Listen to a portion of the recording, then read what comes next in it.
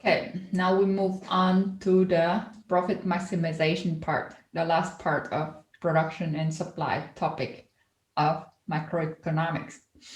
We will do the first half this week, and the remainder we will do after the Christmas break.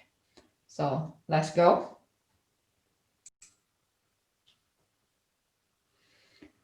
Like I have mentioned at some point, here in macroeconomics, in neoclassical economic theories, the underlying assumption of production and supply is that firm ultimately wish to maximize its economic profits.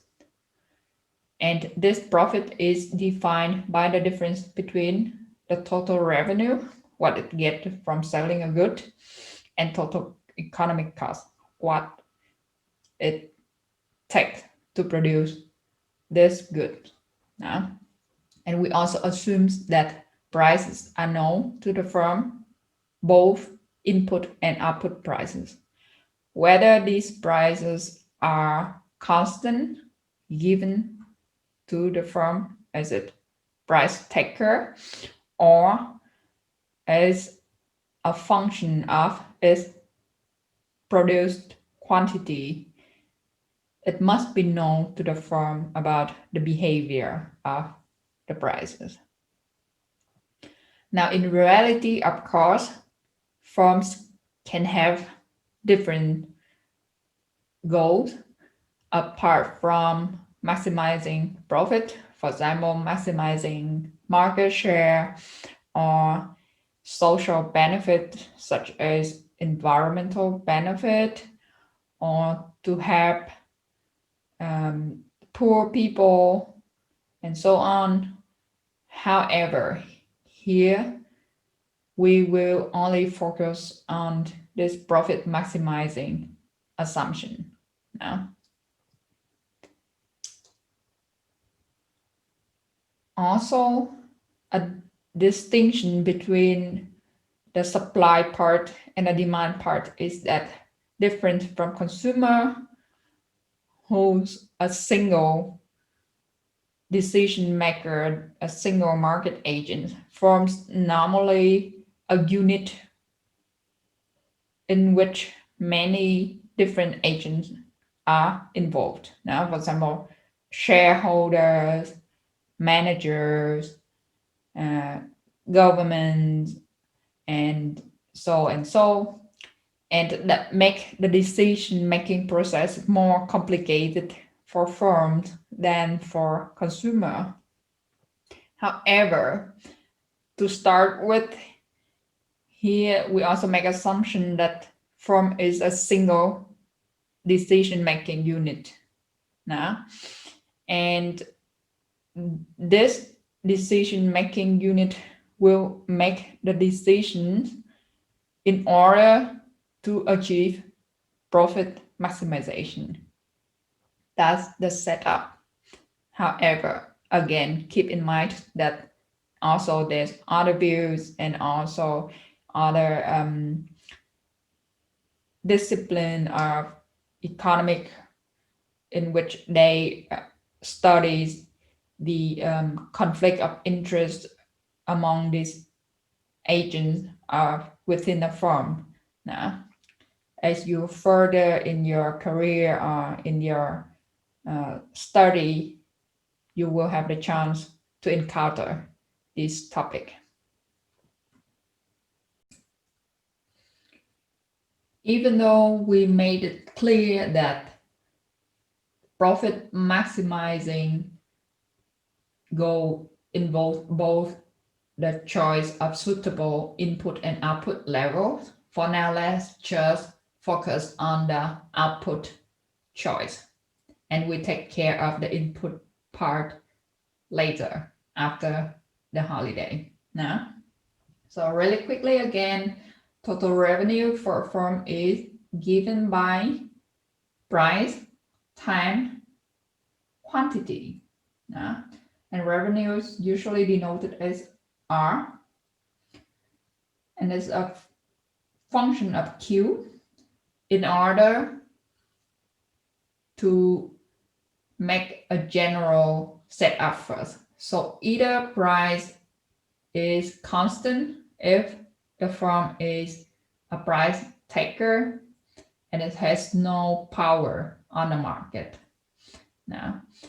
And on the other hand, when the firm has a large market share, large enough so that it could affect the demanded quantity on the market, then the price will be a function of this quantity.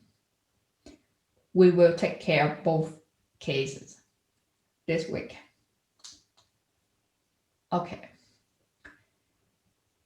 Of course, in order to produce this output level Q, certain economic costs incurred, right? And this is what we looked at in the previous week. We have the cost expressed as a function of output quantity as well. So the profit, economic profit, usually denoted as pi, nothing, just the difference between the revenue and the cost. And I wish to maximize that now. And similar to other maximization and minimization problems that we have encountered so far in this course, you could already imagine. So the first order or the necessary condition for this maximization problem is the first order derivative of the objective function, here the profit pi, with respect to Q equal 0. So we will choose the output level so that the marginal profit at this level equals 0. And because the profit function is the revenue subtracting the cost function, so its derivative is also the derivative of the revenue function with respect to output minus the derivative of the cost with respect to output. And we set this subtraction equals 0. And then now if you put the derivative of the cost to the other side of the equation, you obtain the result which says basically the firm chooses output level such that the marginal revenue equal to the marginal cost, because derivative of R with respect to Q is marginal revenue, and we know that marginal cost earlier already. Now let's think about it intuitively. What does that mean? Why it has to be the case that marginal revenue equals marginal cost? Let's think about the case where you have MR smaller than MC. That means, sorry, the D, we don't need the D, the curve D over here. So DQ is smaller than 0, right? So the derivative of pi with respect to Q is the slope of the profit curve, right? So when the slope is negative, that means that profit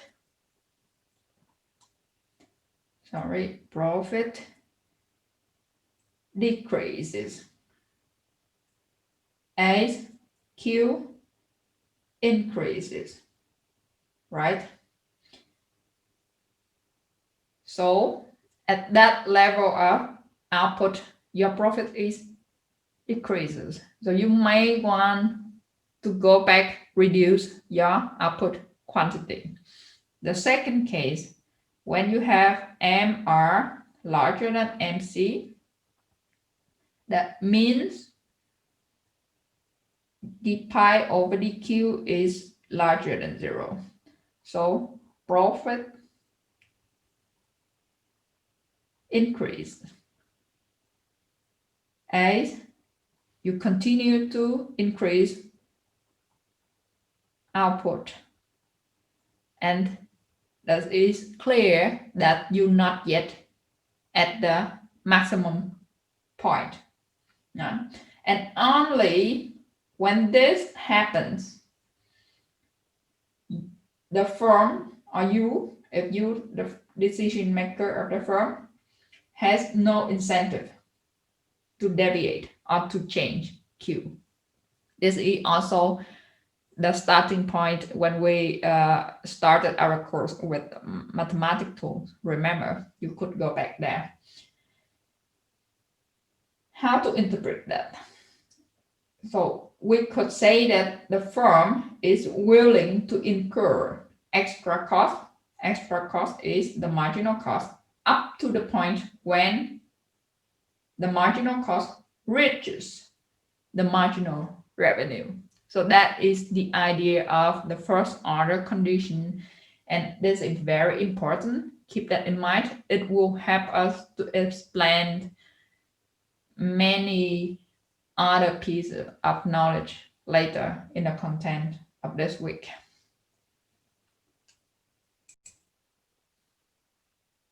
However, the first order condition, again, we talked about that in the first week, is only necessary but not sufficient for profit maximization.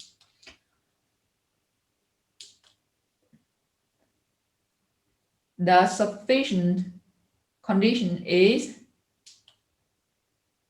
I think you got that right, the second order derivative of profit pi with respect to Q and evaluated at the optimum point, the point that you solved from the first order condition, must be smaller than 0. So it says that marginal profit must be decreasing at the optimum level Q when you go to either direction. Either you increase a little bit or you decrease a little bit of output level, the marginal profit will decrease.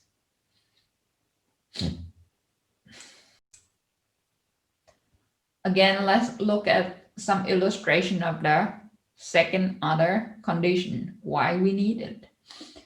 Okay, so the first order condition basically says that in order for profits to be maximized, the slope of the revenue function must equal the slope of the cost function. Now the slope is just the first order derivative. We know that. However, with this type of cost function here in this graph, you could see that there are 2 points where the slopes are actually equal. So the first point is at Q0 and the second point is Q star.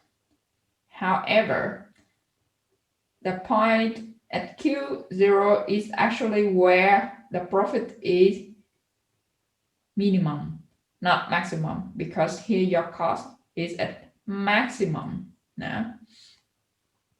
And in order to avoid this situation, we need the second order condition to make sure that we are going down the hill of the profit now and not going up the hill. And this is what's said by the second order condition.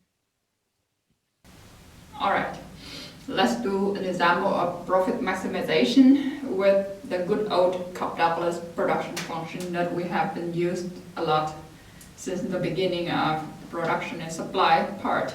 Now, here's another assumption. P, the market,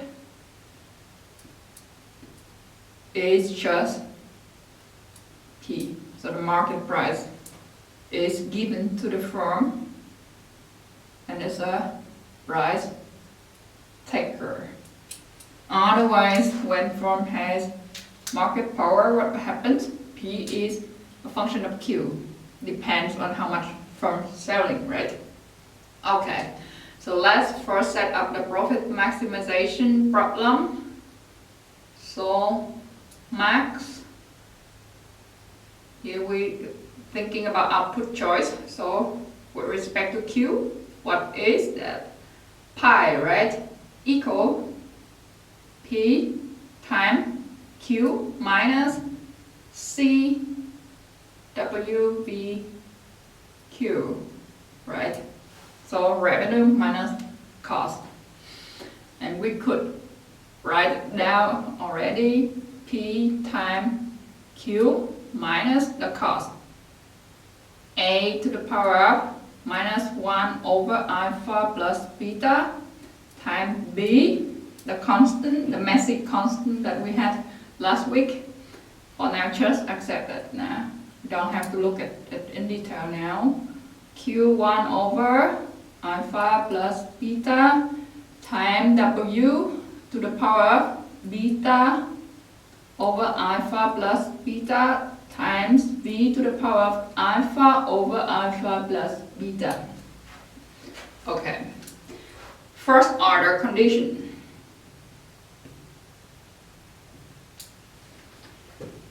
So here is the profit maximization problem with output perspective is unconstrained, right? So we would need only one first order condition because now we have only one interested variable, Q, that is the derivative of pi. Let's write it d, the normal d, because only one variable, right? dq equal first term p times q, so derivative is p, right? Minus, now I have to take it slowly now. So a lot of constant time 1q to the power of something. So every constant can stay the same, including a to the power of minus 1 over alpha plus beta, right? B, rewrite. Then comes to q. Q to the power of 1 over alpha plus beta, so the derivative is 1 over alpha plus beta, right? Time q to the power of 1 over alpha plus beta minus 1. Now, times w to the power of beta over alpha plus beta, rewrite, times v to the power of alpha over alpha plus beta equal 0.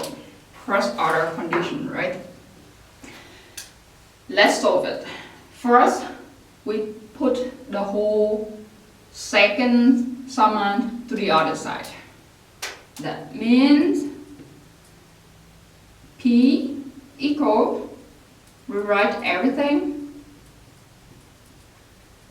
B 1 over alpha plus beta times Q to the power of 1 over alpha plus beta minus 1 times W beta over alpha plus beta times B alpha over alpha plus beta. Alright, what would we do in the next phase? We cross multiply everything except Q to the other side, to the left hand side, right?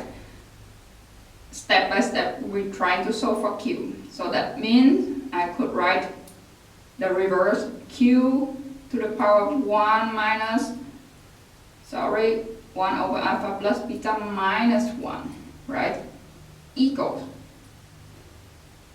P times, now everything cross multiply to the other side, which means we have to change the sign of the exponent, right? So a to the power 1 over alpha plus beta times b to the power of minus 1, right? Times 1 over alpha plus beta. So now we have alpha plus beta, right? Times w to the power of minus beta over alpha plus beta and v to the power of minus alpha over alpha plus beta.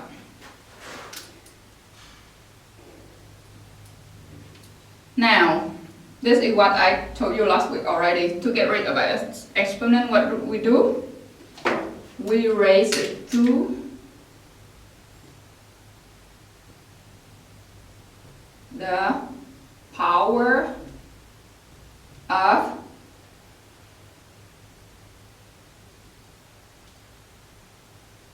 one over alpha plus beta minus 1, right? But let's simplify it here.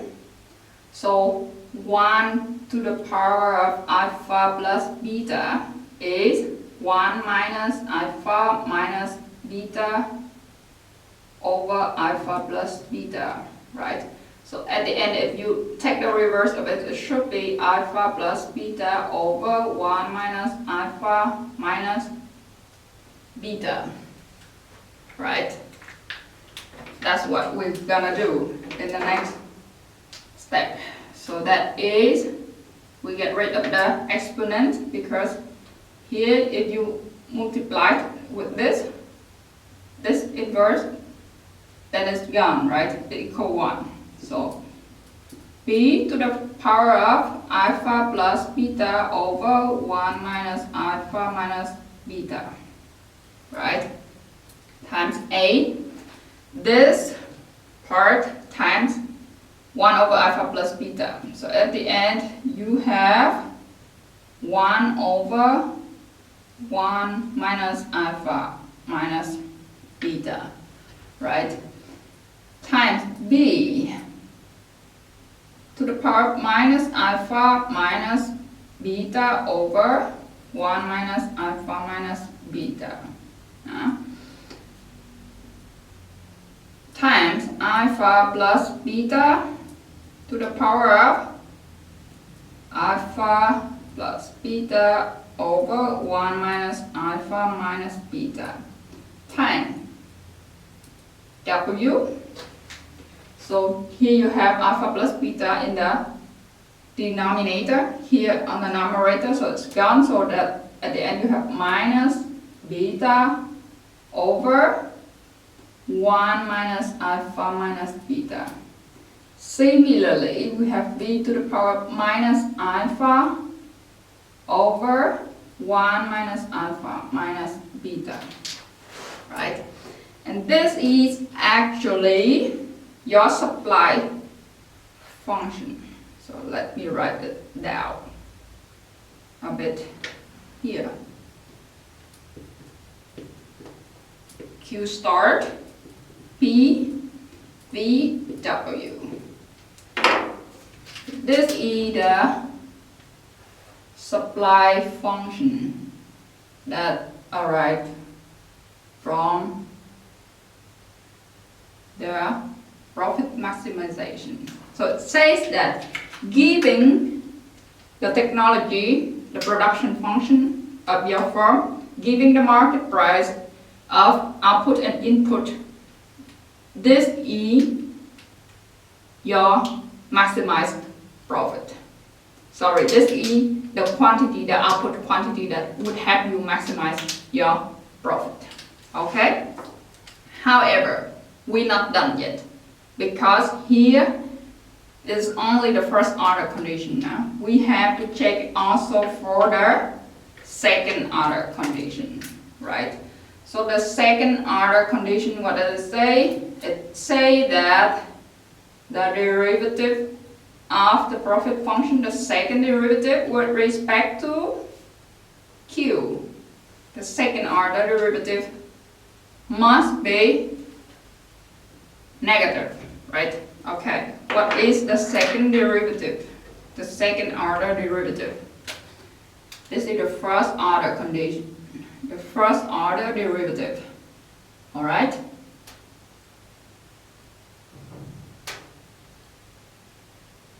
So we have to again differentiate this term to arrive into the second order derivative. Let's do it. Equals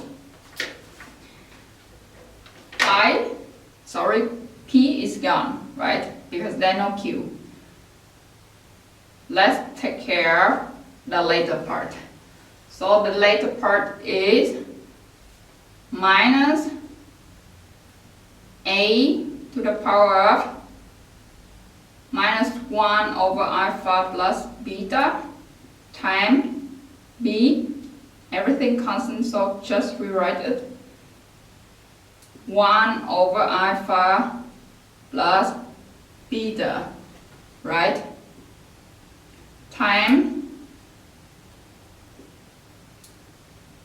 1 over alpha plus beta minus 1. We have it here, so we just rewrite it again, 1 minus alpha minus beta over alpha plus beta, right, time q to the power of the exponent minus 1, right, so that is 1 over alpha plus beta minus 2, let's write it like that, times w beta over alpha plus beta times v alpha over alpha plus beta. Yeah? And this must be smaller than 0. Let's think about it. So you have this part larger than 0, right? And this b is also larger than 0. You can look back again, but I'm pretty sure this is already larger than 0. Why? Because we have 0 smaller than alpha and beta smaller than 1. This is the other assumption of the CD function. Alright? Here a little bit tricky, but let's save it for that. Skip this. So that is larger than 0 anyway. This is also larger than 0. As long as the price and quantity positive, right? Okay, so because everything else is positive, and here we have a minus, so it's required that this term must be positive, right? Let's write it. 1 minus alpha minus beta over alpha plus beta must be positive, right? Don't forget this minus before. Okay, so that means because you have alpha plus beta is anyway positive, we only have to take care about the numerator. So 1 minus alpha minus beta is positive, and that's equivalent to alpha plus beta smaller than 1. I don't have space anymore, but think about it. The Cobb-Douglas production function, what does the exponent, or what does the sum of the exponent tell us? Remember? The returns to scale, right? So alpha plus beta smaller than 1 meaning decreasing.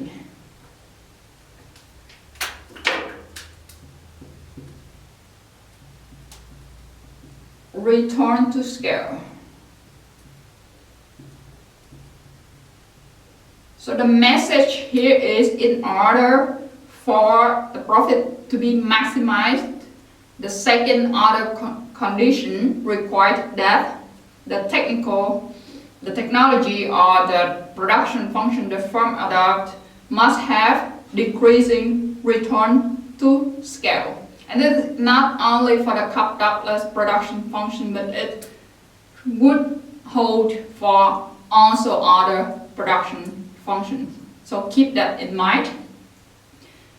And you could also do an exercise to yourself to check what happens when firm has constant return to scale or increasing the return to scale, if profit can be maximized. Now, okay, so one last thing to think about here, even though we would not do an example, is okay, after you solve for this profit maximization with output perspective problem, then you would get Q start as a function of P, V, and W, right? So it's a function of input and output prices. This is the supply function. One thing we could do further is we substitute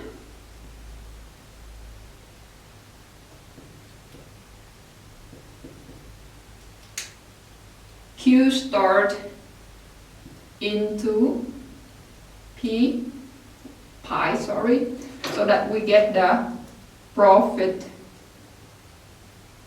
function, which is pi starts a function of, now there's no Q anymore, but P, VW, and this is the profit function. Profit determined by prices of input and output. Now, we're not gonna do it here, but later in the next part we may need to use it.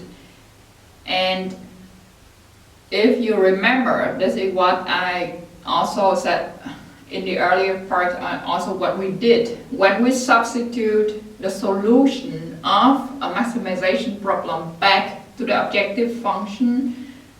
In the beginning that we wanted to maximize, what would we get? So that is the indirect objective function.